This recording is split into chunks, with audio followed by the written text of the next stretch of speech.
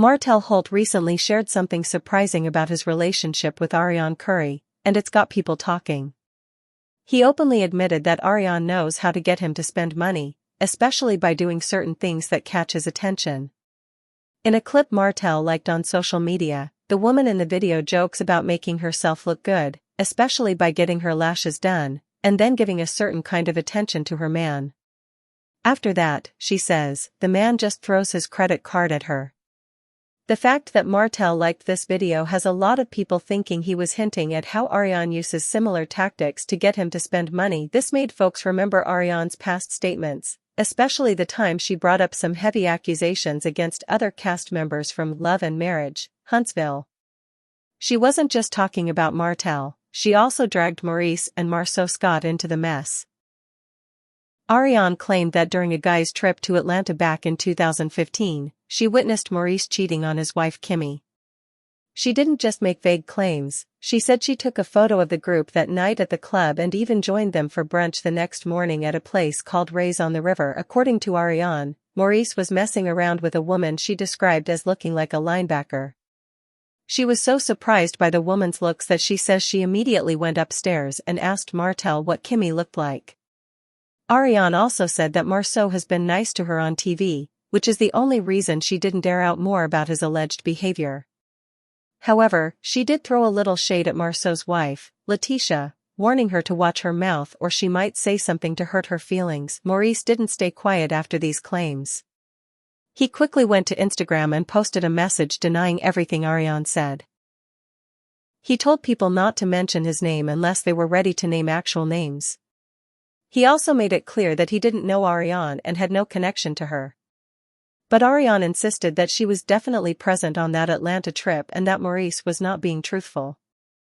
The back and forth has been messy, and it only added more drama to the already heated environment around the cast. Now, as for Maurice Scott, things have taken an even more serious turn. He has filed a lawsuit, and this isn't just about casual drama or people gossiping online. Maurice sued several content creators, including someone who goes by the name Black Titanic, for defamation. He claims they made false and harmful statements about him that damaged his professional and personal reputation. This is not just a matter of opinion. Maurice provided official court documents showing the details of his complaint. According to the lawsuit, the defendants made false claims that Maurice was a convicted felon, that he was not qualified to practice law, and that he had a criminal past involving drugs. Maurice pointed out that he has been a member of the Alabama State Bar since June 2020 and that he has never been arrested, charged with a felony, or been on probation. He also stated that his ability to practice law has never been restricted. All of these claims made by the content creators, according to Maurice, were completely false. Maurice also shared that he graduated from Birmingham School of Law, passed the bar exam in February 2020, and has been in good standing with the Alabama State Bar since then. The lawsuit describes how Black Titanic, along with others, created and shared videos that accused him of being a drug dealer, having a sealed criminal record in Baltimore, and being involved in illegal activity. Maurice made it clear that he has never lived in Baltimore and never been involved in the type of behavior he was accused of. The lawsuit goes even further. Maurice claims that he tried to resolve the issue by asking for a public apology and a retraction of the false statements. He made videos explaining the truth and asked the content creators to correct the lies. But instead of apologizing, they doubled down. They continued to post videos and comments repeating the same harmful information, according to Maurice. He said that they ignored the truth and chose to chase views, likes, and money by spreading lies. Maurice also says that some of these people called him unethical and said he wasn't able to work as a lawyer. He responded by providing his official records, showing that he is a fully licensed and active attorney. But again, the content creators ignored the facts. In one of the most serious parts of the lawsuit, Maurice explains how one video said he had 11 criminal charges, was found guilty on most of them, and had even served time in jail. All of these claims, Maurice insists, are made up. The documents mention that Black Titanic's videos gained more views once she started talking about love and marriage, Huntsville. Before that, her videos didn't get much attention. But when she started covering the drama around the cast members, especially when she focused on Maurice, her channel grew quickly. Maurice believes this growth was fueled by false and malicious content meant to grab attention and go viral. He says that these lies weren't just hurtful, they were a part of a strategy to gain popularity and make money. He also said that these people made it seem like he could only do credit repair work because he wasn't allowed to go to court. Again, Maurice says this is not true. He's allowed to practice law fully and has never been restricted in any way. The lawsuit even says that if someone had spent 5 minutes doing real research, they would have found the truth, that Maurice is a lawyer in good standing and has never had a criminal record. One of the most shocking parts of the lawsuit is the way Maurice describes how the content creators ignored reality and made up their own stories. In some videos and comment sections, they even claimed that Maurice was a snitch, that he served 10 years in jail, and that he had a long criminal past in Baltimore. Maurice says he's never even been to Baltimore, let alone had any legal issues there. The lawsuit also says that Black Titanic and others refused to take down the videos or even admit they might have made a mistake.